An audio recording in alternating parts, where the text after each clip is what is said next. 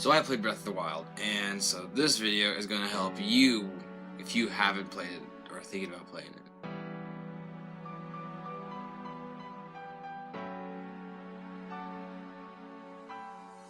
Before I start, I have to give a huge thanks to my uncle, Javier. We made a little agreement, and he gave me some birthday money and Christmas money in advance to help me pay for the Switch, so Javier, if you're watching this, thank you so much. That means a lot to me. What's up, guys? Ninfan77 back for another Breath of the Wild video. So like I said in one of my previous videos, I finished Breath of the Wild, my first run through, and I made kind of a schedule or a list, I guess you could say, of things that things that are ideal to do in a certain order in Breath of the Wild. So just kind of to help you if you haven't played it yet, or if you're looking for a good strategy on how to play Breath of the Wild. So let's get started. So obviously, this will have a few spoilers, a lot of spoilers actually. If you don't want to be spoiled, then click off the video. So the first thing is obviously the Great Plateau. Because you start there.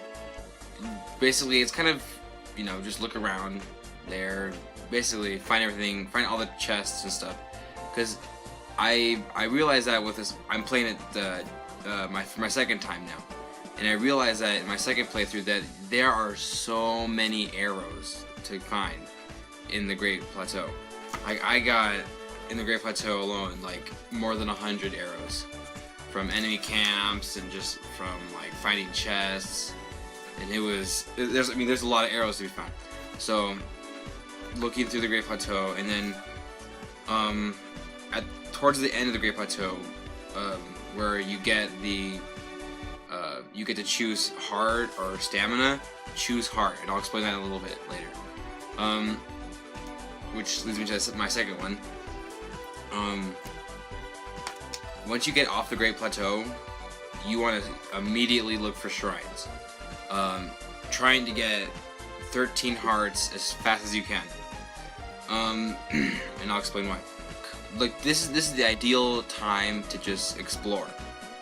For the moment, kind of ignore some of the main quest things until later. You might want to go to Kakariko Village to get some of the armor, and you might want to find some fairy fountains so that you can upgrade your armor and stuff.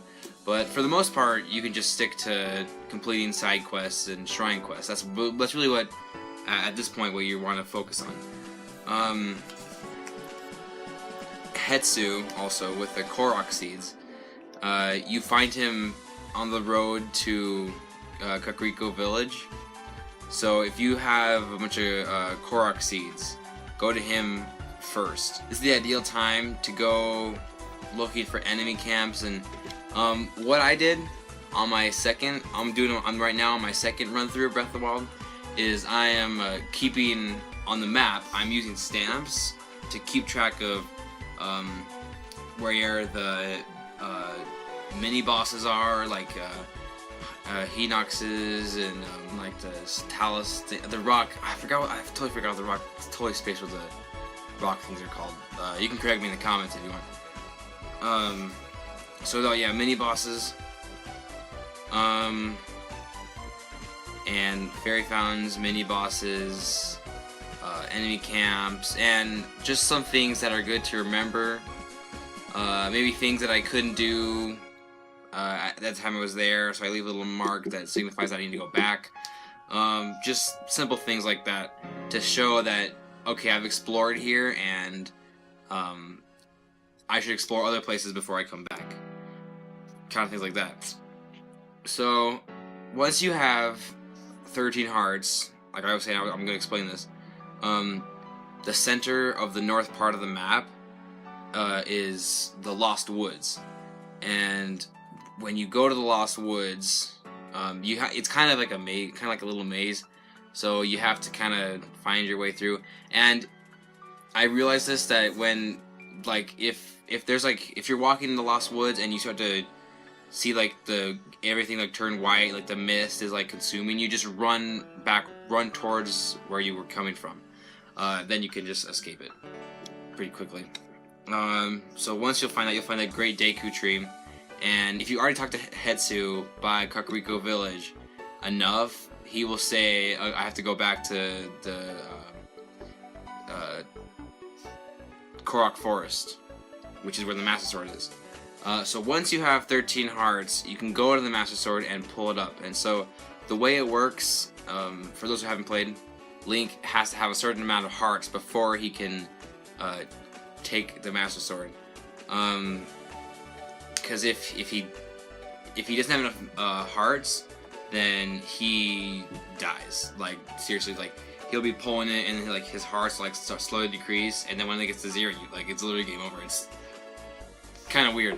I don't really understand why they did that, which I'm kind of excited to see how that fits in with the other Zelda games, but I don't know. So once you take care of the Master Sword, still kind of do some exploration, like get some shrines, find more, just like explore. There's so much to explore.